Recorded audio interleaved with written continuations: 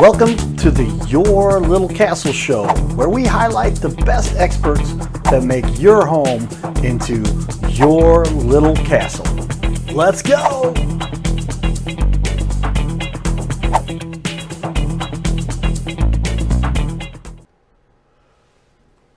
Here we are in the Your Little Castle studio. Our sponsor right there, Carroll House Furniture. You know, it's integral to keep your castle as your own little family's safe place. You need to have the proper authorities and legislation and the people who make the decisions to keep us safe in the building. So ladies and gentlemen, give it up for Rodney Holmes in studio with us here. He is the Assistant United States Attorney. He went to a little law school based out of St. Louis called St. Louis University School of Law. That's correct. Welcome to the show, Rodney. Thank you. It's a pleasure to be here, Carter. Well, tell me, what is it like to be the Assistant United States Attorney? It's a pretty demanding job. Our job is to prosecute violent criminals. I'm the chief of the violent crime unit. So what we do is we prosecute the individuals that commit the worst of the worst crimes for example, carjackings, the murder for hires, business robberies, bank robberies, and also gun prosecutions for individuals that have guns illegally. So it's a busy job. Yeah, well, and St. Louis is a wonderful city that has a lot to offer, and there's a lot that goes on in a big city, and so we need the law to keep us in order, to keep us out of trouble, and to keep those who might be going a little bit off the path back in line. Yes, we and, do. We all want to be safe. Got to be. Safety is the first and most elementary component. If you, I talk about this periodically. Are you familiar with Maslow's hierarchy of needs? Yes. Yeah, I say somebody like yourself probably is familiar with that. But yeah, literally the Maslow's hierarchy of needs, like food and safety, at the very bottom of the triangle they make there, because that's you don't have that, you have nothing else. Yeah, so that's the base. And then you take everything up there, and then ultimately you end up with, what's the top one?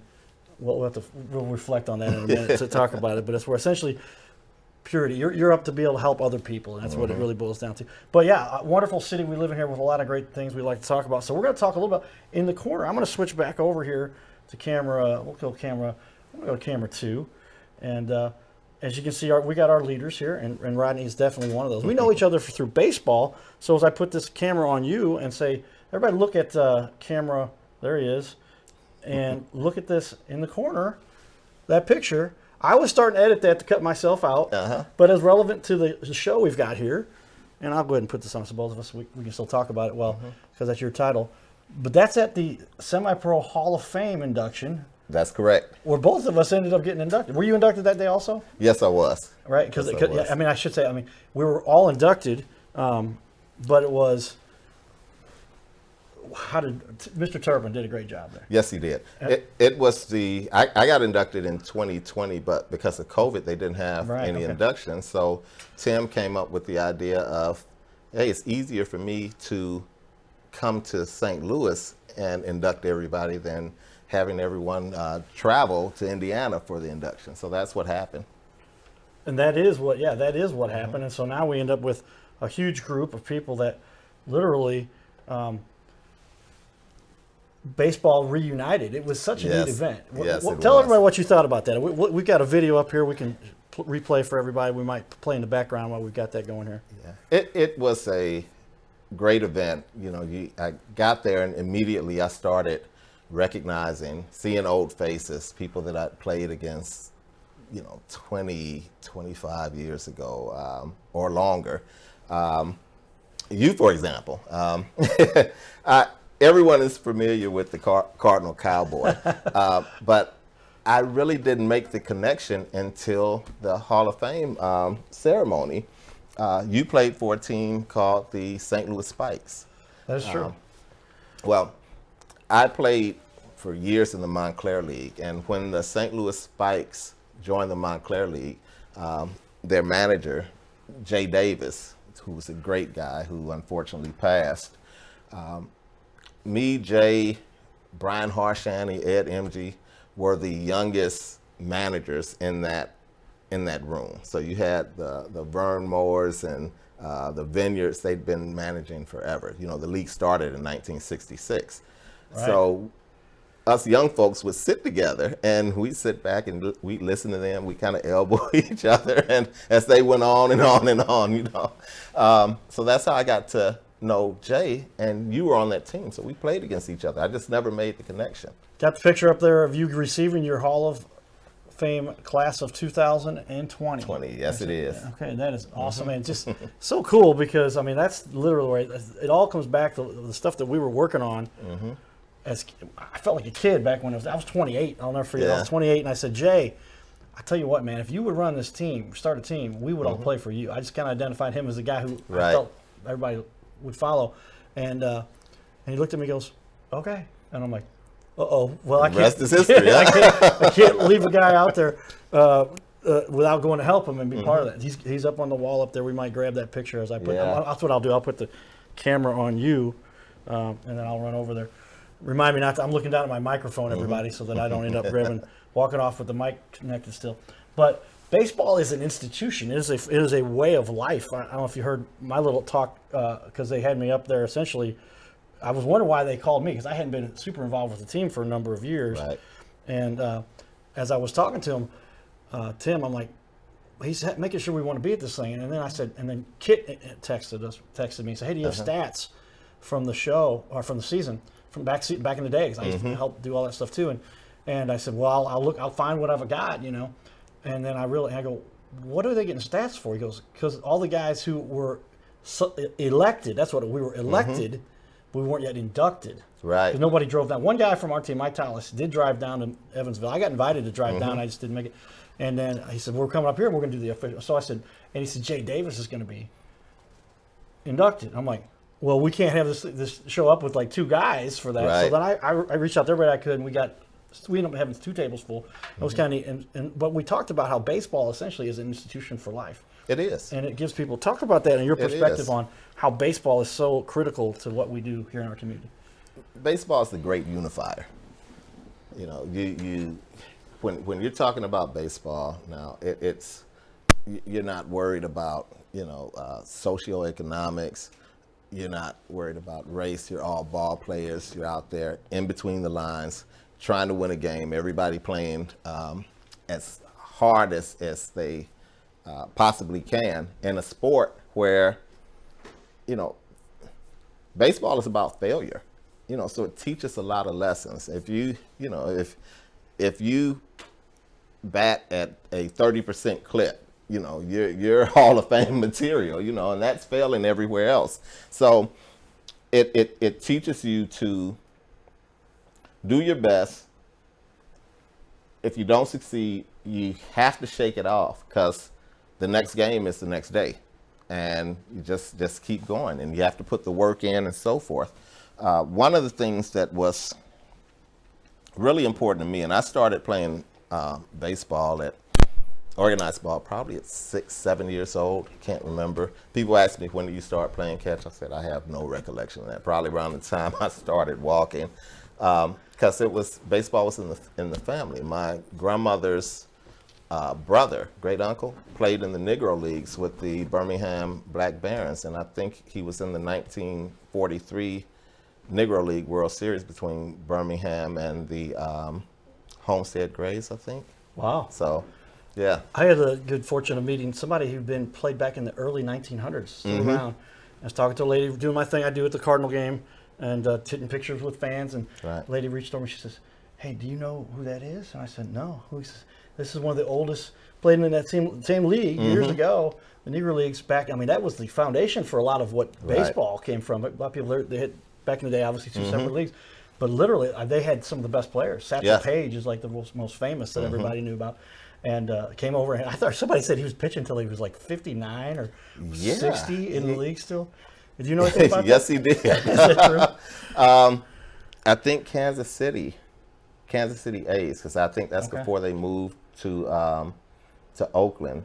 He pitched the inning, and he was 60 or something like that. It's pretty incredible, man. That is insane. It is pretty incredible. Pretty cool. But yeah, I mean, baseball, with regard to part of the conversation you and I were having, I guess a little bit at the banquet, and then since then we talked about how we were going to record this show and we would take the opportunity to share our thoughts a little bit about just the way the world developed and baseball, what it's had to do in our community, our society, and really how it is a foundation for this country. Right. And so many people they don't understand the importance of being able to be part of a team and all that goes into that. Right. And literally where we're at. Talk about, if you would, a little bit about how St. Louis has developed, and a little bit about the Colts, and where you started this. And ladies and gentlemen, Rodney took over the team, helped finance the team, put everything together to get this team to get on the east side of St. Louis, and literally, the Colts are like a hallmark for semi-pro baseball. Yeah, they were a charter member of the Montclair League that started in 1966. They played every year. They were in that league every year up until the end of the 1995 season. I was on that roster and on the 95 team. That was my first year of law school, and the team folded. I'm in law school, so I'm broke. So I don't have any resources. But I graduated from SLU Law in 97, started working, and I started the team back in 2000. So after I started working, I said, East St. Louis, we need this team. And it's an adult league, but what people don't realize that when you go off and play college baseball, you have to come home and you got to play ball somewhere. The last thing your coach is going to tell you, make sure you play ball this summer, unless you're going off to one of the organized summer leagues or something that the team has a connection with. So I'd come home, I'd play with the Colts, and they folded. So my whole thing was, we need this for these kids that are in school so they can come home and play ball. They don't have to go to another city or find another team. They can come home. So what I did, I start saving my money, because I used a lot of my money, but I also called some people that I had connections with. I called Ozzie Smith, and he helped. Ozzie Smith was my idol growing up, as so Same many here. people in St. Louis. Same here. One of my friends from college, I went to Lincoln University in Jeff City, played ball there. Yeah. But Joe Torre, and a lot of people know that name, not the baseball manager. Joe Torre, the actor comedian from St. Louis. Right, he okay. was on Poetic Justice. He was the host of HBO, Def Jam. He's my best friend. So Joe knew that I was an Ozzie Smith fan, just nut. So he's in town, he calls me and he asked me to go to a game at St. Charles Family Arena. That's when they had the little semi-pro basketball team there, and so forth. So we get there and we're standing out, and I'm like, man, it's cold, are we going in? Wait. Ozzie pulls up. And we watched the game with Ozzie, and we clicked. We exchanged numbers to the point that when Ozzie got inducted into the Hall of Fame, I was on his guest list. I have a picture at the hotel by the lake, me and Ozzie holding that plaque. So that was the height of my baseball memories. I'm standing in the hotel, and you can't get autographs, but you can take pictures. And Willie Mays is walking by, and he looks at me and says, "How you doing, kid?" And I just froze. I couldn't even take a picture of him, man. But I got Mays. Wow. Yeah, I got good pictures with Reggie Jackson and Johnny Bench. They were on a balcony talking. They had some drinks, and Reggie sees me, and I'm getting ready to take the picture, and they tell me to hold up, and both Reggie and Johnny give me the toast, and I take the picture. It's an awesome shot, but that was all through Ozzie, man. He's a great guy, and I called him, and he offered his help. I also reached out to Homer Bush, who was the starting second baseman for the Toronto Blue Jays at that time, who had played with the Colts. So he helped. So Jackie Joyner Kersey Center, that's where our home fields were. So they allowed us to use their fields for free of charge.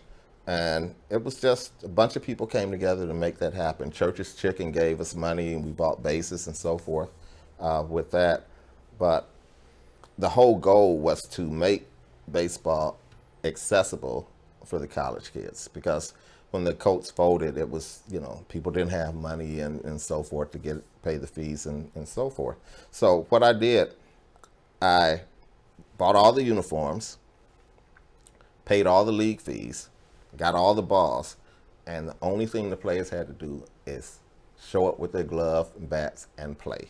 It's no financial burden on them, and that's what I did. And we got back in the league, and How many people? Do people know you did that? I mean, No, that's I don't something I know nobody advertise like. a lot. But I had heard, I understood that, and I was just like, I don't know.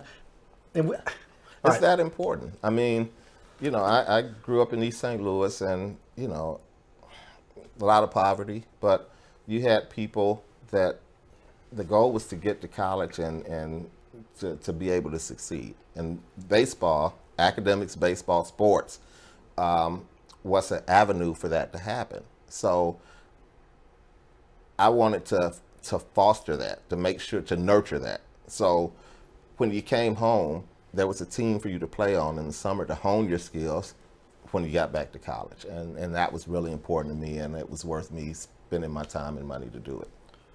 well, that is so much the case. I tell you, I'm going to hold this up for everybody. This is my favorite picture in the entire history of the world. If everybody can see that. That picture, I'm actually going to zoom over to camera 3 here, and I was showing you how we use our camera. Now I found a reason to use it, but this little picture that you can see right here, this is at a charity event recently. Everything's reversed on the camera, and right there. But look at that! Look at that picture. That is one of my all-time favorites for sure. And you know, as a kid, I literally was like, "That's who I want to be. I want to be Ozzie Smith." And there's nobody in the history of baseball, especially with regard to shortstop. I think there's people that talk about Derek Jeter a lot, and I think he was not near the shortstop Ozzie Smith was. Didn't have the hands that Ozzie had. It was not even close when you really get down to it. But Jeter could hit a little bit. Ozzie hit pretty well too. A lot of people they don't realize he was so well known for his glove. I mean, just amazing things he did with his glove that people were like, "Yeah, but you know he hit. Look at his average. You know he would hit in the 300s some years." And boy, I'll never forget that home run, that left-handed home crazy, run. folks. Go crazy.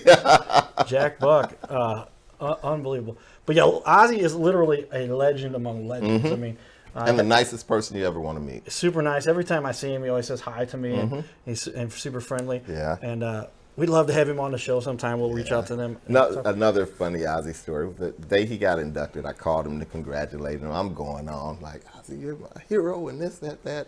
And he listens. Typical Ozzie. He's listening. He said, Rodney, you know you were a Gary Templeton fan. And I cracked up.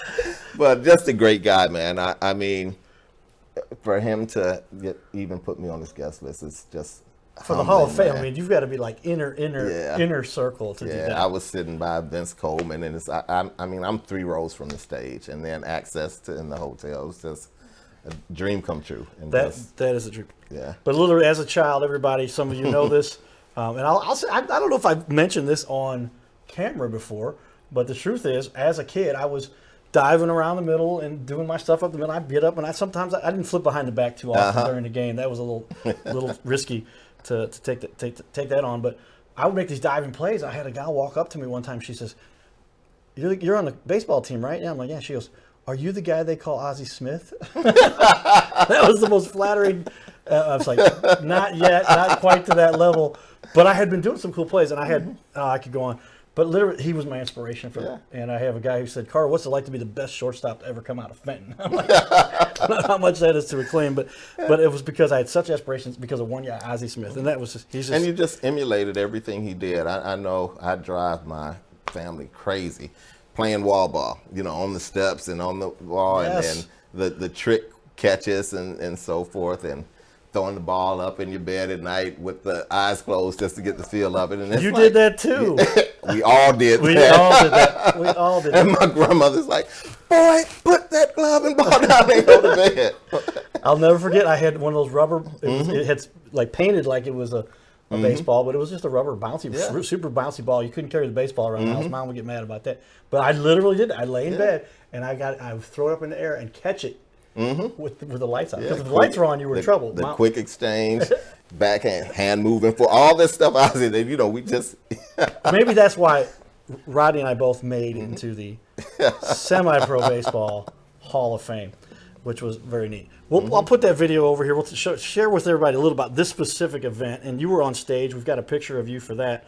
Let me take off our graphic here. But this was kind of a neat event. Would you agree? This is like... It was a tremendous event. It's the National Semi-Professional Baseball Hall of Fame. And the caliber of ball players that were there. I see Mike Tallis on the screen, and me and Mike Tallis are teammates now because I'm still playing. I heard he's playing for you. They have old man baseball leagues, and most people don't know about it, but I'm on a 53 and over team, a 43 and over team, and a 40 and over team. Me and Mike are on the 40 team. But, I mean, Neil Fiala was inducted, and just tremendous talent. Neil Fiala made it to the majors with the Cardinals and the Cincinnati Reds. Duran Stovall was inducted. He made it to the majors with the Montreal Expos. His dad was inducted. His dad is 67 years old, and he still catches in these adult leagues, man, just in phenomenal shape. But, yeah, it just brought all these talented players together, and you know, for the most, baseball is a small community. We all know each other. We either were teammates or we played against each other.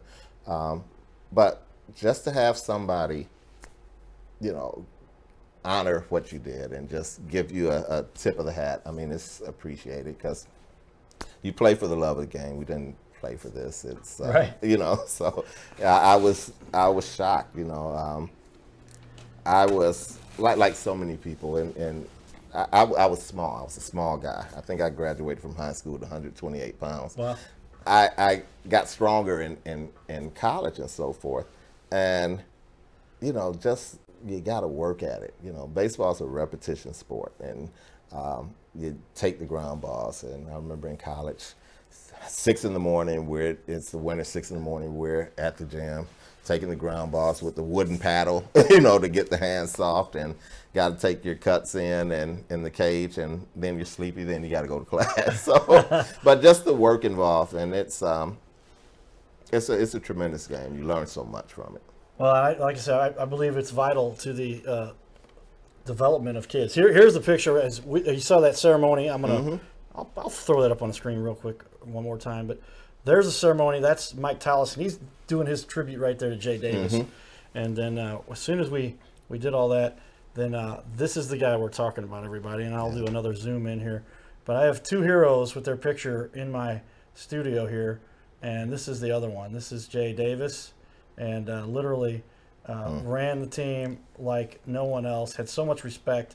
And Mike was talking about how, hey, one time somebody was goofing off, and Jay pulled him off the field and made him take off the jerseys and gave him a little lashing. And he said, all right, now get back out there. So it really helped these young men, young guys, develop into men. And that's after college. This is when people are in their mid-20s, late 20s, early 30s, and sometimes as old as you and I, we're in our mid-20s now. But yeah, Jay, just to say a little bit about Jay. Jay was just an awesome human being. He was a great ball player, but even a better human being.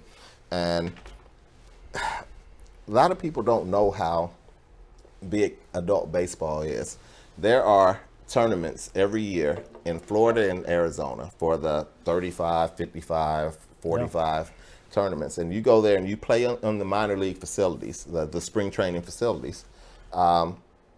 Jay was down there for one of the tournaments and lost his life in a car accident. And it was just gut-wrenching to everybody. But, I mean, the nicest guy that you ever wanted to meet. And like I said, we would we play against each other, but we're at those league meetings, and it's like, where's Jay? Let me go find Jay to sit next to him, because we're the youngest ones there. The other guys were 70 years old and still managing and stuff. So we connected. And, I mean, just an awesome guy. It's a huge loss. Huge loss. Susan, I cried for days after that. I mean, I'll never forget at the actual burial. Everybody kind of looked around like, who's going to be the first to go up and grab the casket? And most of the guys knew Jay in high school that were there, but they all kind of looked at me and they're like, you're the one who's hanging out with them every day, all the time, day and night, up until a couple years before that. And I got a text that said, hey, did Jay pass last night? I'm like, what are you talking about? but a hero of ours that got. I argue that, and not to get conversation goes wherever it goes here, ladies and gentlemen. But I argue that, like my father, Jay got the opportunity to be elevated to the next level a little bit sooner than the rest of us. That's the rest of us, we have some work to do still. That's it. And so we are not done here. Yeah. And so there's more requirements and more I have to earn with regard to what God has planned for me. And so I have to stick around here for a little longer. But Jay did so much incredible work. We're literally, I mean, they named the leagues after him and a couple in the MSBL, I think. NBL. Yeah, some awards and so forth. And then he's going to end up. We're supposed to build a bronze statue to him over at BMAC over there, which is I think kind of pretty cool. I actually coached. I don't know if you knew this. I actually coached the junior spikes with Eric Walls. Because me and Eric Walls are real good friends, and I started playing with Eric probably in '96 when he came back from the Kansas City Royals organization. Right. But yeah, we coached the junior spikes together. So I've never played with the spikes, but I have a whole lot of spikes gear, the hats and so forth, because we wore the same uniforms and hats that the actual spikes did. So I have like that's right. There's an Illinois spikes. The organization Jay started, we all helped him with, but Jay really ran it. Literally just grew to where it was such an incredible deal that there were so many people that expounded and kids spikes teams and boy, the guy did a whole lot. Yeah. We've got a couple minutes left, a minute and a half left here it's a 28-minute, 30-second show. But if you were to say one thing that the impact of this whole league has on you, Rodney, and what you feel like it's meant for your personal life and your perspective on life, I guess, more than anything, what would you say that would be? Wow. I mean, I owe a lot to baseball because baseball gives you the drive. It gives you the determination. Baseball teaches you that, okay, of course you're going to fail, but you got to keep going. I mean, you're going to have games where you go over, but that doesn't mean you quit. You say, I'm going to get them next time. And you get up there, and this is one of the most important things. You get up there the next day, even the next at bat. I can't be concentrating about what just happened. I have to focus on now. And that's what life is.